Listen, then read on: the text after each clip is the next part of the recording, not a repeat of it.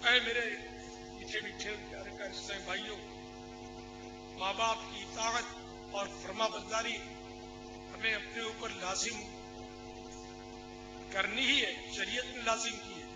البتہ یہ ذہن میں رہے کہ اگر وہ ناجائز کام کا حکم دیں تو اب ان کی اطاعت نہیں کی جائے گی، اور جائز باتوں میں ان کی اطاعت کی جائے گی، اور ان کی دل آزاری، ان کا دل دکھانا، ان کو ستانا، توبہ توبہ توبہ۔ آج کل عام یہ نظارے ہیں کہ بیٹا شادی کے بعد اپنے ماں باپ کے ہاتھ سے آدھا تو نکل جاتا ہے، پھر مزید بعض اوقات ساس بہو کے مسائل ہوتے ہیں تو بسا اوقات پورا ہی نکل جاتا ہے۔ ساس بہو کے مسائل ہوتے ہیں، عموماً ہوتے ہیں، بے شک قصور بالفرض ماں کا ہی صحیح، لیکن بیٹے کے لیے بڑا امتحان ہے کہ اس کے باوجود وہ ماں باپ پر ظلم نہیں کر سکتا، اس کو اجازت نہیں ملے گی کہ وہ ظلم کرے۔ ہاں، اپنی زوجہ پر بھی ظلم نہ کرے، یقیناً نہ کرے،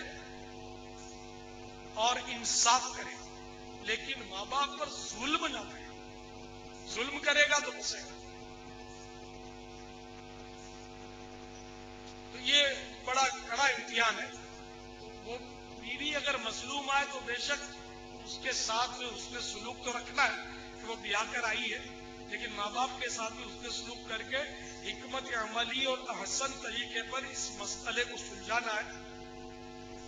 ہڑا اڑی اور جھگڑا فساد کر کے ماں باپ کو الٹا پلٹا بول کر نہیں، جھاڑ کر نہیں، پیار سے محبت سے ہاتھ جوڑ کر پاؤں پکڑ کر رو رو کے ترکیب بنانی ہوگی کہ کہیں ماں باپ پر ظلم نہ ہو جائے، کہ ماں باپ کے پر ظلم کرنے کا انجام بڑا ہی بھیانک ہے۔ کیسا بھیانک ہے؟ سنیے، حضرت فقیہ ابو اللیث سمرقندی رحمت اللہ تعالی علیہ نقل کرتے ہیں، سرکار نامدار امت کے غمخوار شفیع روز شمار صلی اللہ تعالی علیہ وآلہ وسلم کے فرمان کا مضمون عرض کر رہا ہوں، خلاصہ اپنے انداز میں عرض کر رہا ہوں۔ والدین کے نافرمان عذاب کے سبب چیخ رہے تھے۔ سرکار صلی اللہ تعالی علیہ وسلم فرماتے ہیں کہ ان کی آواز سن کر میرا دل شفقت سے بھر آیا، میں نے بارگاہ خدا بندی میں سجدہ ریز ہو کر ان کی سفارش کی۔ اللہ عز و جل نے ارشاد فرمایا، آپ اپنا سر اٹھائیے، میں ماں باپ کے نافرمانوں کو اس وقت تک جہنم سے نہیں نکالوں گا جب تک ان کے ماں باپ ان سے راضی نہ ہو جائیں۔ سرکار صلی اللہ تعالی علیہ وآلہ وسلم فرماتے ہیں، میں ماں باپ کے نافرمانوں کو اس وقت تک میں اپنے مقام پر لوٹ آیا۔ سرکار نامدار صلی اللہ تعالی علیہ وآلہ وسلم فرماتے ہیں، میں اپنے مقام پر لوٹ آیا اور میری توجہ اس طرف سے ہٹا دی گئی۔ جب دوبارہ میں نے ان کا رونا اور چیخنا نہ سنا تو پھر سجدے میں گر کر ان کی سفارش کی، مگر ان کی نجات والدین کی خوشی پر ہی موقوف رکھی گئی۔ میں پھر اپنے مقام پر آ گیا اور میری توجہ ہٹا دی گئی۔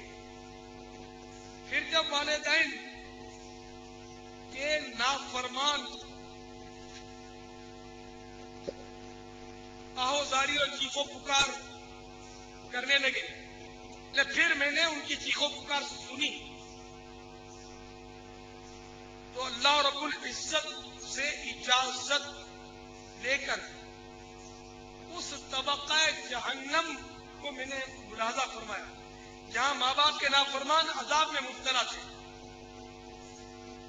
ایک ہولناک منظر پیش نظر تھا، والدین کے نافرمان آگ کی شاخوں سے لٹکے ہوئے تھے اور فرشتے ان کو پیٹھوں اور رانوں پر آگ کے کوڑے برسا رہے تھے۔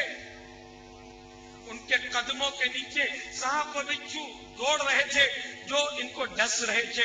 عذاب کا یہ دردناک منظر دیکھ کر رحمت عالم صلی اللہ تعالی علیہ وآلہ وسلم کی چشمان کرم سے آنسو بہنے لگے. سرکار نامدار مدینے کے تاجدار صلی اللہ تعالی علیہ وآلہ وسلم فرماتے ہیں میں نے پھر سجدے میں جا کر ان کی سفارش کی تو ان کی نجات والدین کی رضا پر ہی موقوف رکھی گئی. اللہ رب العزت عز و جل کی اجازت سے تاجدار رسالت صلی اللہ تعالی علیہ وآلہ وسلم ان کے والدین جن پر اللہ رب العزت جل جلالہ کی فضل و رحمت تھی ان کے پاس تشریف لے گئے اور ان کی اولاد کو معافی دینے کے لیے فرمایا. اولاد کی نافرمانیوں کے سبب ماں باپ کے تاثرات کچھ اس طرح تھے. دنیا میں جو نافرمانیاں اولاد نے کی تھی تو ماں باپ کے تاثرات اس طرح تھے کچھ. مثلا کوئی ماں کہنے لگی یا رسول اللہ عز و جل و صلی اللہ تعالی علیہ وآلہ وسلم میرے بیٹے کو عذاب میں ہی رہنے دیجئے کہ اس نے دنیا میں مجھے گالیاں نکالی تھی اور میرا بہت دل دکھاتا رہا ہے. اس کے پاس کافی دنیاوی مال ہونے کے باوجود میں رات بھوکی سوتی تھی. اپنی بیوی کو زرق برق لباس پہنا تھا مگر میں لباس سے محروم رہتی تھی. کوئی ماں کہنے لگی اے ہمارے پیارے آقا صلی اللہ تعالی علیہ وآلہ وسلم میں اس کی اصلاح کے لیے کوئی بات کہتی تو یہ مجھے مارتا تھا اور مجھے گھر سے نکال دیتا تھا. سرکار نامدار صلی اللہ تعالی علیہ وآلہ وسلم نے اللہ عز و جل کی اجازت سے والدین کو ان کی اولاد کا عذاب دکھایا. جب ماں باپ نے یہ ہولناک عذاب دیکھا تو ان کے دل شفقت سے بھر آئے اور بے ساختہ پکار اٹھے خدا کی قسم ہمیں معلوم نہ تھا کہ ہمارے لخت جگر اس قدر سخت عذاب میں مبتلا ہے. اب تو ہر ایک اپنے بیٹے اور بیٹی کے عذاب کو دیکھ کر چیخ چیخ کر رونے لگا. جب نافرمانوں نے اپنے ماں باپ کے رونے اور چلانے کی آوازیں سنی تو وہ بھی رو رو کر اپنے ماں باپ کو فریاد کرنے لگے. کوئی کہہ رہا تھا اے امی جان آگ نے میرے جگر کو جلا دیا ہے. پیاری ماں یاد کیجئے میں جب چھوٹا تھا اور دھوپ میں بیٹھتا تھا تو آپ بے تاب ہو کر مجھے وہاں سے ہٹا دیا کرتی تھی. میرے جلے ہوئے جسم ہڈیوں پر اب آپ رحم نہیں کرتی. اولاد کی آہو بکا اور رونے دھونے نے والدین پر مزید اثر کیا اور انہوں نے رو رو کر بارگاہ رب اکبر میں فریاد کی اے اللہ ہماری اولاد کو جہنم سے نکال کر ہم پر فضل و احسان فرما.